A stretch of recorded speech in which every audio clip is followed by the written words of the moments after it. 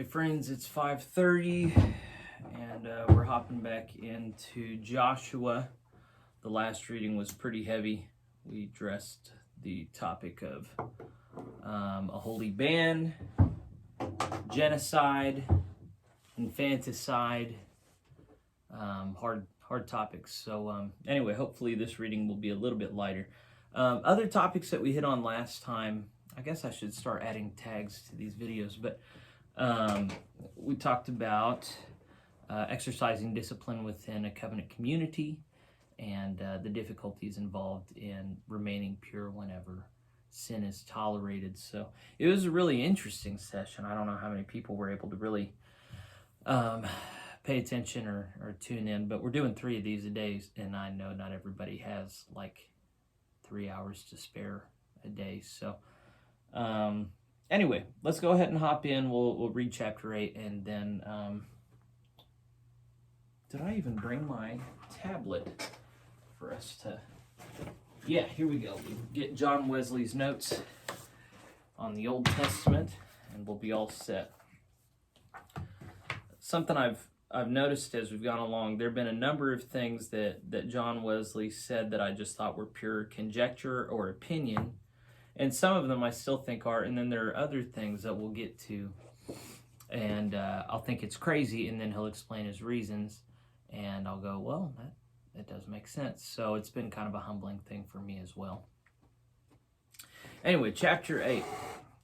And the Lord said unto Joshua, Fear not, neither be thou dismayed.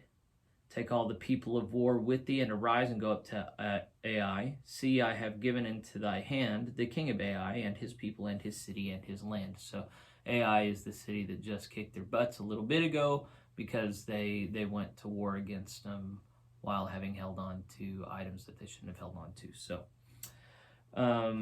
we're in verse 2. And thou shalt do to Ai and her king as thou didst unto Jericho and her king. Only the spoil thereof and the cattle thereof shall ye take for a prey unto yourselves. Lay thee an ambush for the city behind it. So Joshua arose and all the people of war to go up against Ai. And Joshua chose out 30,000 mighty men of valor and sent them away by night. And he commanded them, saying, Behold, ye shall lie in wait against the city, even behind the city. Go not very far from the city, but be ye all ready. And I and all the people that are with me will approach unto the city, and it shall come to pass when they come out against us, as at the first, that we will flee before them. For they will come out after us till we have drawn them from the city. For they will say, They flee before us, as at the first. Therefore we will flee before them. Then ye shall rise up from the ambush, and seize upon the city. For the Lord your God will deliver it into your hand. And it shall be, when ye have taken the city, that ye shall set the city on fire, according to the commandment of the Lord shall ye do. See, I have commanded you. Joshua therefore sent them forth, and they went to lie in ambush, and abode between Bethel and Ai on the west side of Ai. But Joshua lodged that night among the people. And Joshua rose up early in the morning, and numbered the people, and went up, he and the elders of Israel, before the people to Ai. And all the people, even the people of war that were with him, went up, and drew nigh, and came before the city, and pitched on the north side of Ai. Now there was a valley between them and Ai. And he took about 5,000 men, and set them to lie in ambush between Bethel and Ai, on the west side of the city. And when they had set the people, even all the host that was on the north of the city, and their liers in wait on the west of the city, Joshua went that night into the midst of the valley.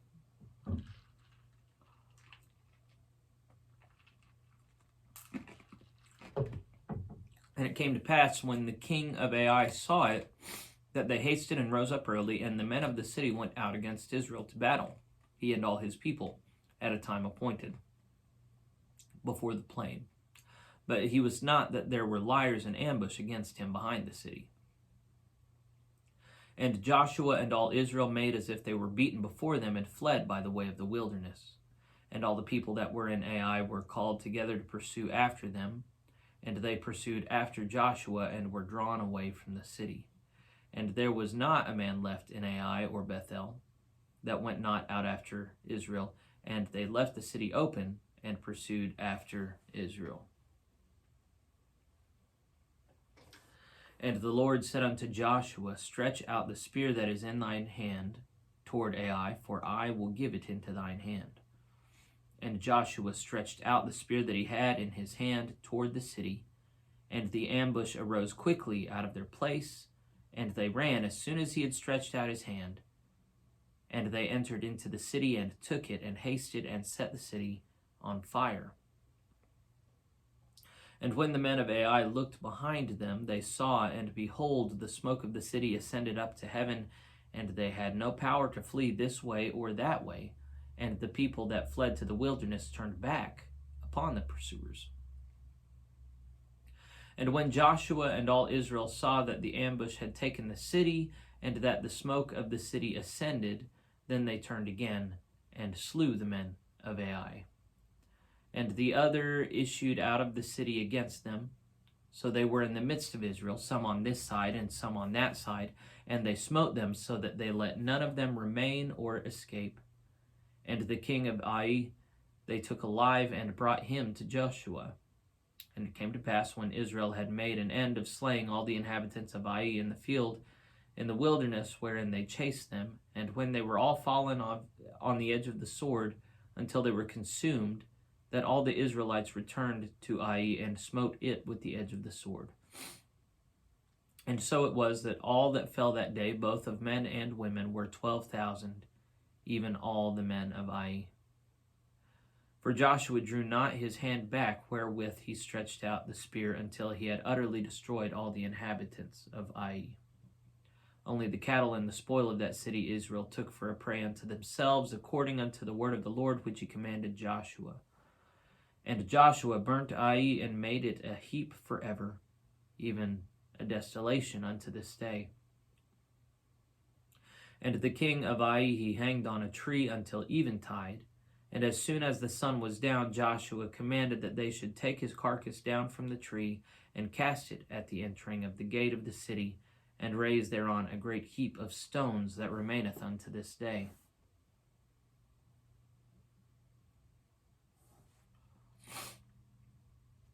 Then Joshua built an altar unto the Lord God of Israel in Mount Ebal, as Moses the servant of the Lord commandeth the children of Israel, as it is written in the book of the law of Moses, an altar of whole stones, over which no man hath lift up any iron.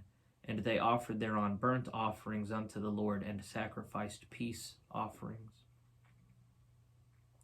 And he wrote there upon the stones a copy of the law of Moses, which he wrote in the presence of the children of Israel. And all Israel and their elders and officers and their judges stood on this side the ark, and on that side before the priests, the Levites, which bear the ark of the covenant of the Lord, as well as the stranger, as he that was born among them.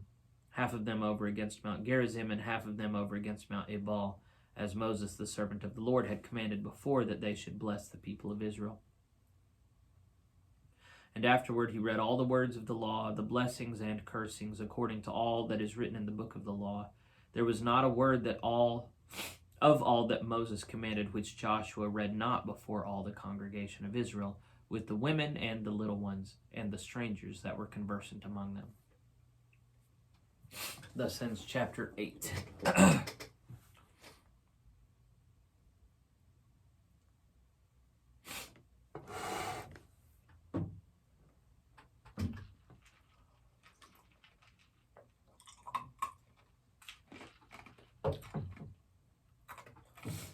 John Wesley says, here is God's encouragement to Joshua in verses 1 and 2. Joshua's orders to the men of war in verses 3 through 8. The stratagem succeeds in verses 9 through 22. Joshua takes and destroys the city in verses 23 through 29. The solemn writing and reading of the law before all Israel in verses 30 through 35.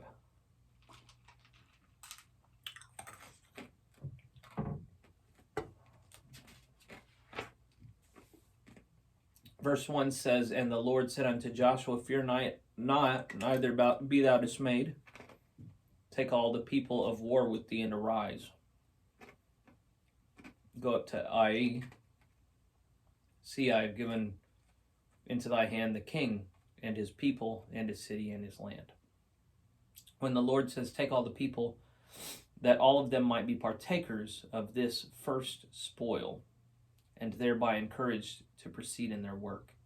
So the reason this is the first spoil, that they killed Jericho first, but they weren't allowed to keep anything. The spoils of war are the things that you're allowed to keep. So this is the first time that they really get to keep something.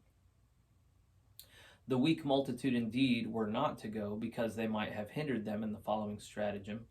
And it was but fit that the military men who run the greatest hazards should have the precedency in the spoils.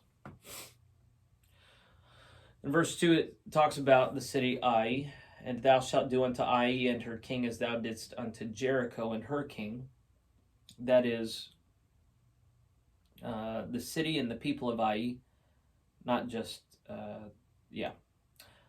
unto Jericho and her king. That is, when he says, do unto them as you did unto Jericho and her king, that is, overcome and destroy them. This was enjoined to chastise their last insolence and the triumphs and blasphemies which doubtless their success had produced, and to revive the dread and terror which had been impressed upon the Canaanites by Jericho's ruin, and had been much abated by the late success of Ai. So they were able to conquer pretty easily in Jericho. And then he sends a small force up to Ai because it's supposed to be easy, but then they're under a curse because they stole some of what was devoted to the Lord in Jericho. So they get their butts kicked, and they lose their international reputation as tough. And now they're going to earn it back by going and picking a fight with these same guys and wiping them out just as bad as Jericho. Verse 3, there's the phrase to go up against Ai. Quote, "So Joshua rose and all the people of war to go up against Ai." That is to consider about this expedition.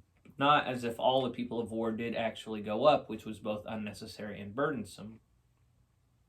But it seems to be resolved by Joshua and all the council of war that the 30,000 here following should be selected for the enterprise. Either one, the 30,000 now mentioned, or two, part of them, namely such as were to lie in wait, and these were only 5,000 men, as is said in verse 12. In verse 4, he addresses who them is. Quote, "And he commanded them, saying, Behold, ye shall lie in wait against the city." This is the same party last spoken of, even the 5,000 mentioned in verse 12. There are only two parties engaged in the taking of Ai, and but one ambush, as plainly appears by comparing verse 9 with verse 12, which speaks only of 5,000 who are justly supposed to be a part of those 30,000 named in verse 3. Yeah, in verse 3 it says, "And Joshua chose out 30,000 mighty men of valor and sent them away by night." So there's 30,000 men of war engaged in this military campaign. Hey Terry, how we doing, lady? Good to see you. So the strategy here is there's a bit of trickery, as you know, a lot of warfare is. There's the city of Ai, and it's a walled city. They can't just march right in. So they're going to show up, and they're going to pretend they want to fight again. Well, they do want to fight again, but what they're going to pretend to do, these guys are going to come out cocky now because they already beat them once before. They're going to face off, and then the army they face off against, the Israelites, they're going to turn tail and run like they did before, pretending they're afraid and weak again. But they've got some liars in wait, a crew of 5,000 men, that once everybody is emptied out of Ai, or enough people have, they're just going to march right in as the gates are still open, and they're going to set the city on fire, and then they're going to march back out. And what's going to happen is the Israelites that were running away, they're going to turn around and fight the men of Ai, and then the men who set Ai on fire, the Israelites who had just gone in, they're going to turn around and they're going to sandwich the men of Ai together and just wipe them out there. So if that wasn't self-evident. And then it seems that the liars in wait are only 5,000, and then the rest would be 25,000, and they're the ones facing off against them on the battlefield at the first, if I understood correctly. So we just explained verse 4, I think. Yeah. So now we're on verse 5. There's a question about the phrase that are. Quote, "And I and all the people that are with me will approach unto the city, and it shall come to pass when they come out against us, as at the first, that we will flee before them." So the guys that are with me, or that shall be, for at the present he sent them away, in verse 9. But the next morning he followed and joined himself with them, in verses 10 and 11. In verse 5 he says that we will flee before them. I and the 25,000 with me. Okay, yeah, I explained it right. Okay, verse 9, there's the phrase, sent them. Quote, "Joshua therefore sent them forth, and they went to lie in ambush." So this is the same party. This is the 30,000. They divide up between 25,000, that's the main force, and then 5,000 that's going to lie in wait. When it says that he stayed among the people in Hebrew, that means that people, the people of war, as they're called in verse 11. That is the main body of the host consisting of 30,000.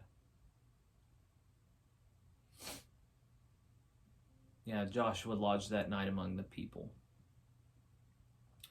Verse 10, it talks about the people, "And Joshua rose up early in the morning and numbered the people and went up, he and the elders of Israel, before the people of Ai."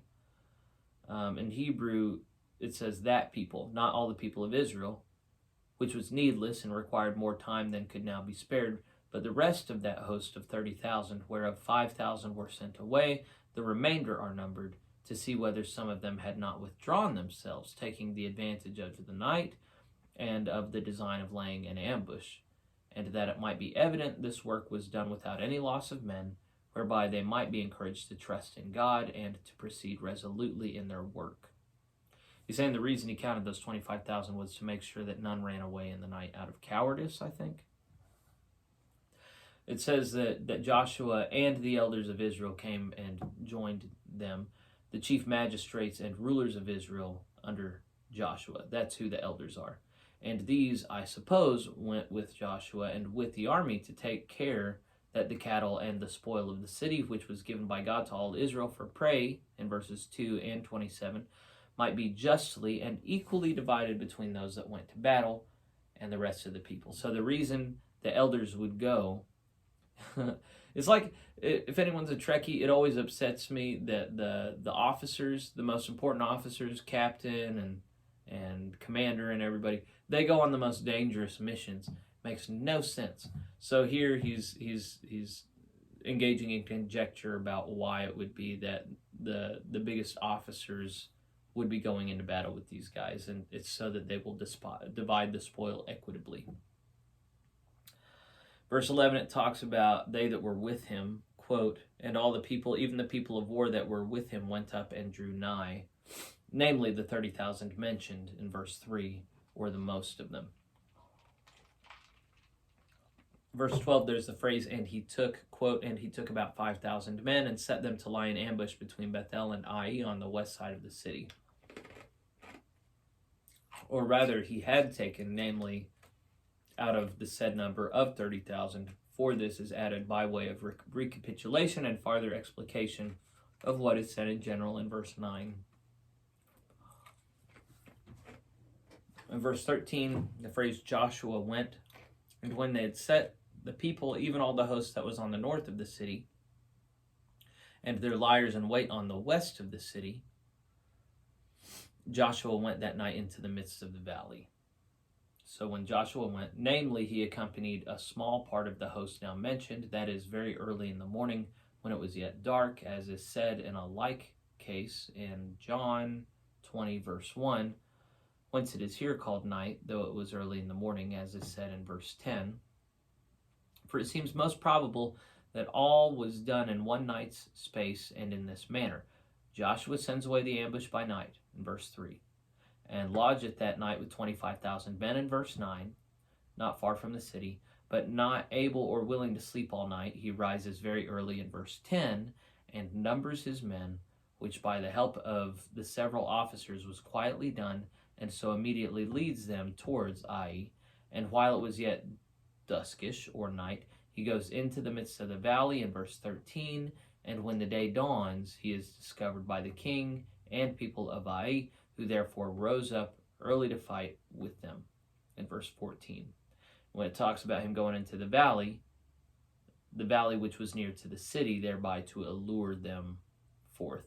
So one of the rules of battle is that the high ground is always a benefit. If you're going to be going to war, you want to have the high ground. So the fact that he is positioning his men in a valley makes it look like they're military idiots and can be wiped out again. In verse 14, it talks about his people, quote, "And it came to pass when the king of Ai saw it that they hasted and rose up early, and the men of the city went out against Israel to battle, he and all his people at a time appointed." When it says his people, he's talking about all his men of war. For the rest were left in Ai, according to verse 16. Quote, "And all the people that were in Ai were called together to pursue after them, and they pursued after Joshua, and were drawn away from the city." So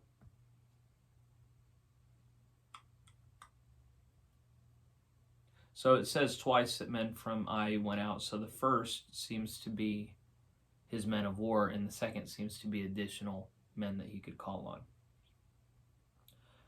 When it says that they went out at a time appointed, that's at a certain hour agreed upon between the king and the people of Ai, and of Bethel too, who were their confederates in this enterprise, as it may seem from verse 17.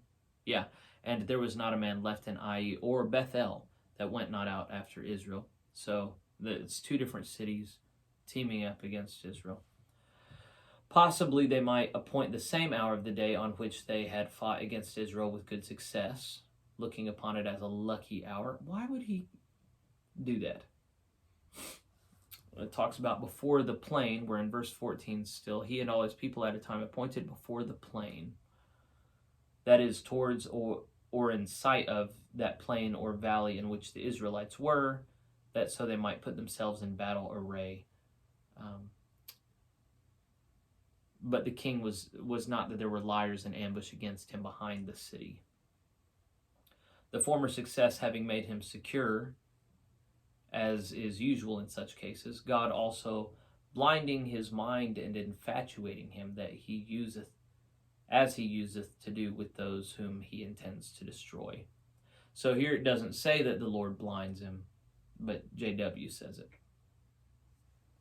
In verse 15, there's the phrase "made as if they were beaten," quote, "and Joshua and all Israel made as if they were beaten before them and fled by the way of the wilderness." JW says that is, they fled from them, as it were, for fear of a second blow. When it says they went into the wilderness, or they fled by way of the wilderness, which lay between Ai and Jericho, whither they now seemed to flee. So their home base, well, the direction they've come from is Jericho, because that's where they did battle. Now they're retreating back in that direction, according to JW. Verse 16, it talks about all the people, quote, "And all the people that were in Ai were called together to pursue after them, and they pursued after Joshua and were drawn away from the city."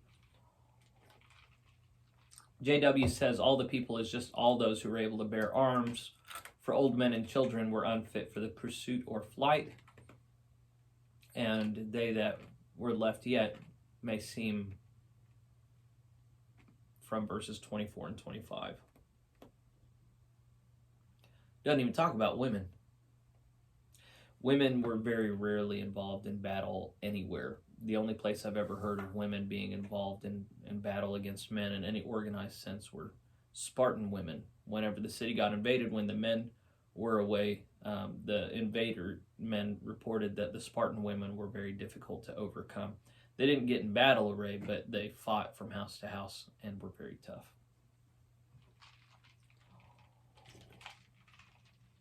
In verse 17, there's the phrase, "not a man," quote, "and there was not a man left in Ai or Bethel that went not out after Israel."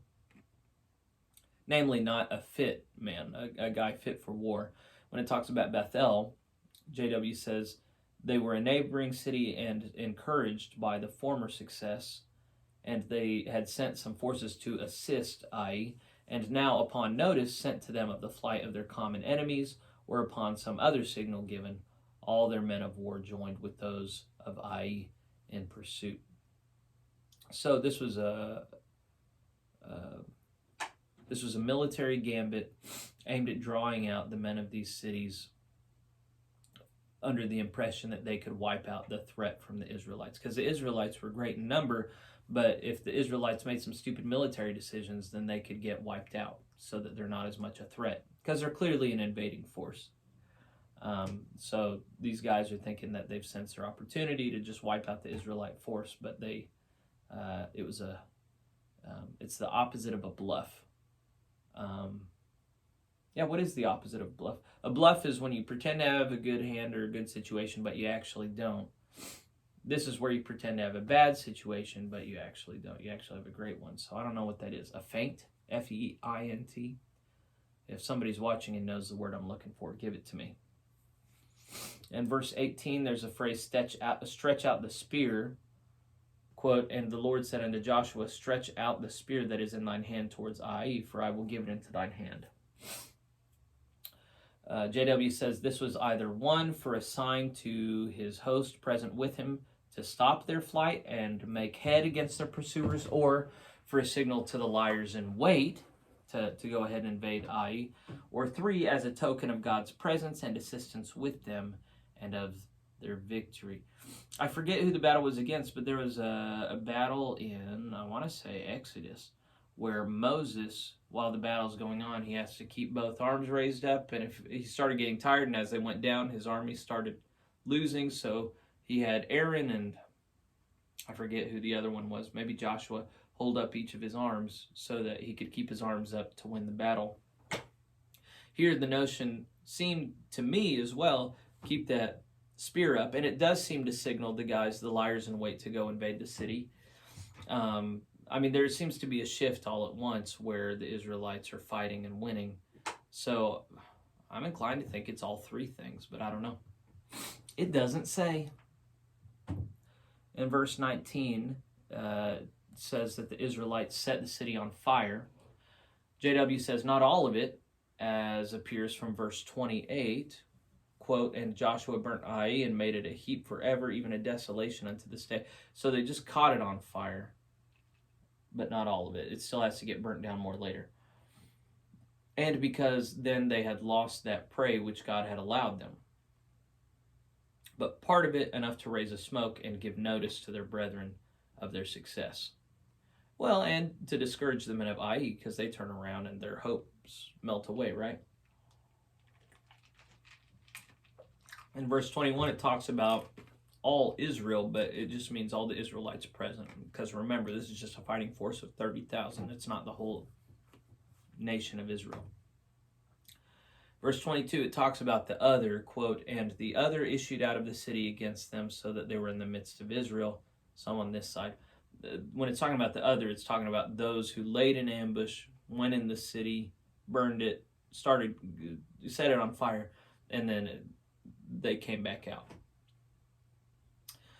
Verse 23 talks about who they took alive, quote, and the king of Ai they took alive and brought him to Joshua. JW says reserving him to a more ignominious punishment. Now this isn't frowned on, but later in 2 Samuel there's a war where they take the king and but they keep him in prison. They torture him. They keep him alive for a bit, and then I think it's Samuel, the prophet, comes and executes him right there. So if you're going to keep a king alive after a holy ban, you better not keep him alive long. Verse 24, there's a phrase, smote it, quote, and it came to pass when Israel had made an end of slaying all the inhabitants of Ai in the field in the wilderness where they chased them, and when they were all fallen on the edge of the sword until they were consumed, that all the Israelites returned to Ai and smote it with the edge of the sword. That means they killed. Smote is S-M-O-T-E. It's the word smite, strike. That is, they killed all the inhabitants of it, the men who through age or infirmity were unfit for war, and the women, and he doesn't even have it in him to mention the children. But once again, yeah, all of them. And that still bothers me. Verse 25 of I.E., the phrase of I.E., quote, and so it was that all that fell that day, both men and women, were 12,000, even all the men of I.E. So 12,000, I mean, how many men even was? So there were 25,000 men of Israel out in the open that they took on thinking that they were going to beat. And then there was an additional 5,000 that came out of nowhere. So really this wasn't an equally matched battle. JW says this is not strictly but largely so called who are now in Ai, either as constant and settled inhabitants or as sojourners and such as came to them for help. So I think JW is saying Ai wasn't even a very big city, so these numbers are pretty big.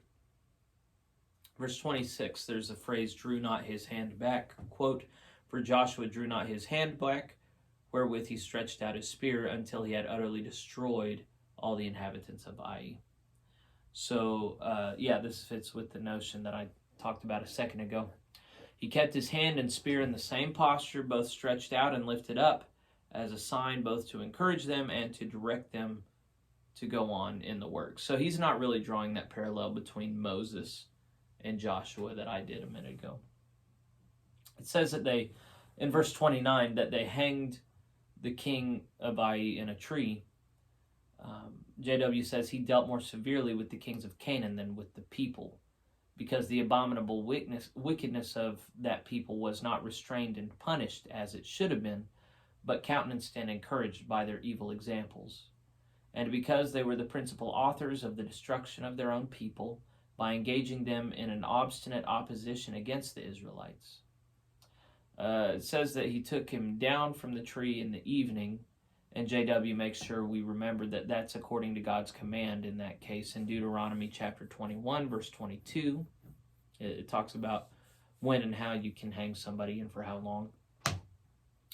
And then it talks about the gate of the city. We're still in verse 29.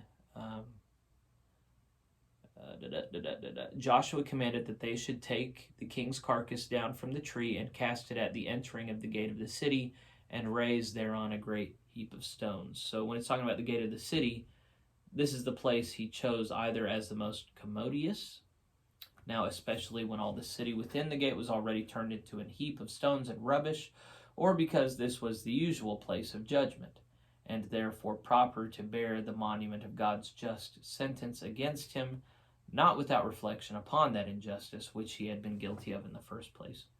So part of the notion that JW talks about here at the beginning of this comment is that, in James it says, that's a New Testament book, not many of you should be teachers, brothers and sisters, because you will be judged with greater harshness. The notion is that if you take worldly authority, the Lord is going to judge you more harshly for how you use that authority. And if you don't use it well, if you don't use it in a way that glorifies God, then greater punishment will be for you than for your people. Yeah, similar concept. Okay, verse 30. The word then, quote, then Joshua built an altar unto the Lord God of Israel in Mount Ebal.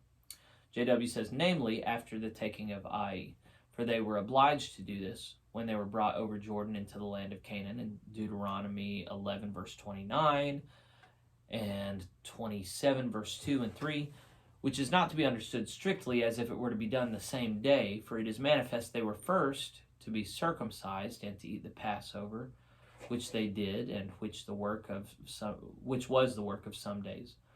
But as soon as they had opportunity to do it, which was now, when the first two great frontier cities were taken and destroyed, and thereby the coast cleared, and the bordering people under great consternation, so that all the Israelites might securely march thither.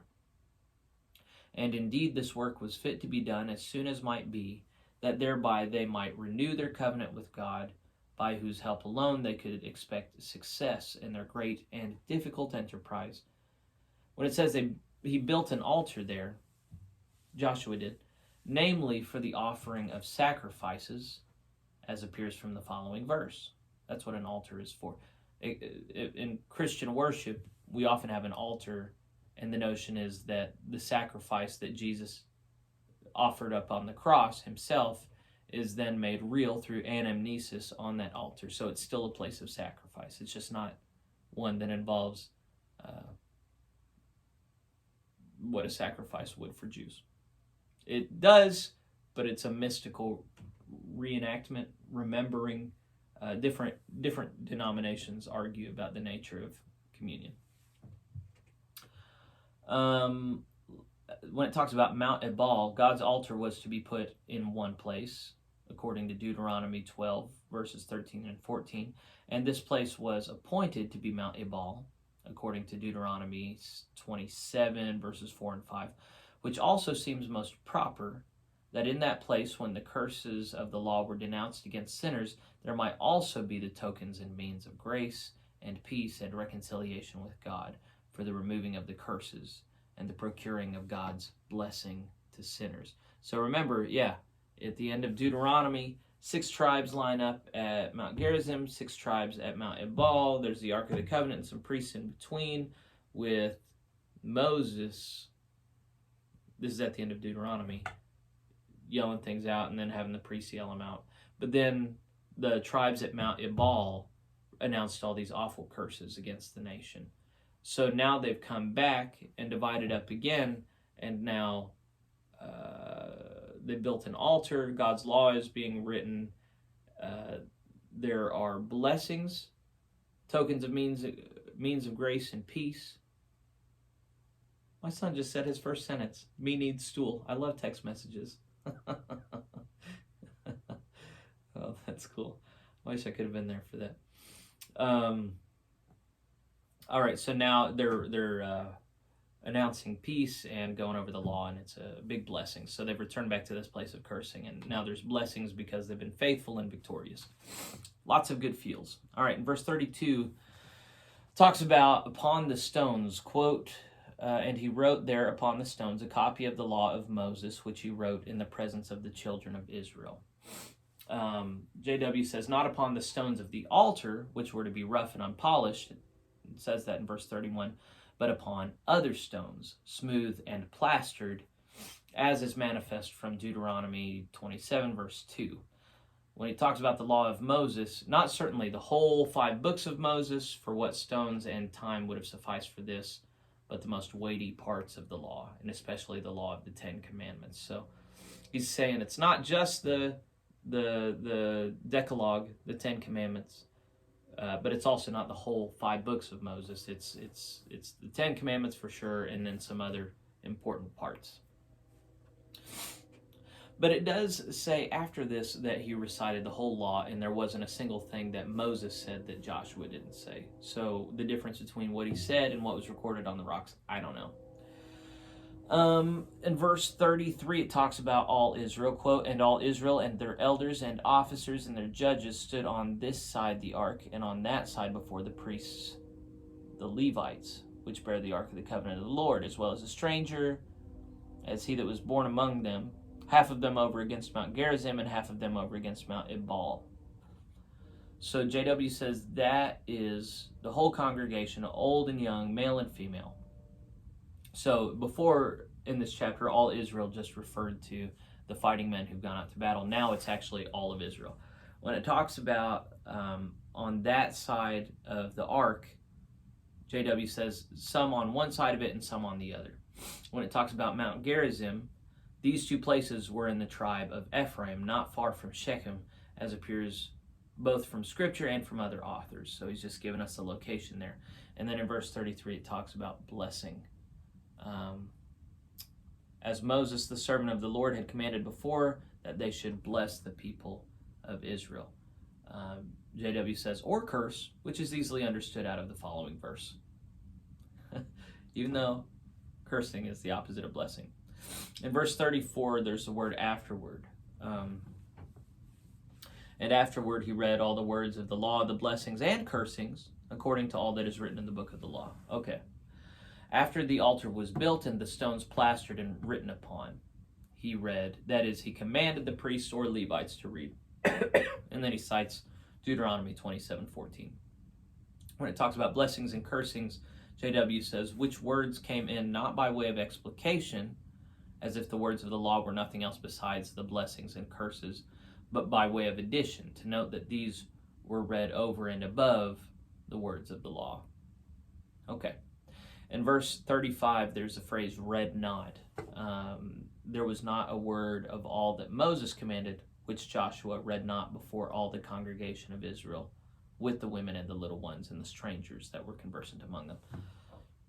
JW says, therefore he read not the blessings and curses only, as some think, but the whole law, as the manner was when all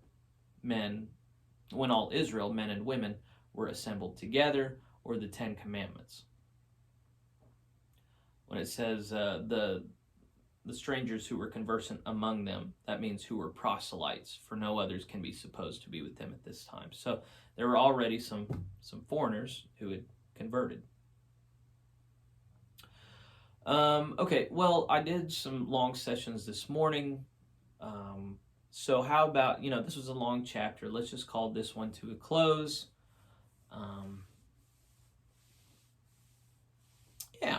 Yeah, that sounds about right. So hope everybody's having a lovely evening. Enjoy your time with your family if you have one, dogs if you have them. Spend some time with the Lord this evening. Spend some time in prayer, light some candles, have some time of intentional silence. People don't do that enough. Rejoice in the Lord always. Again, I say rejoice. Good evening.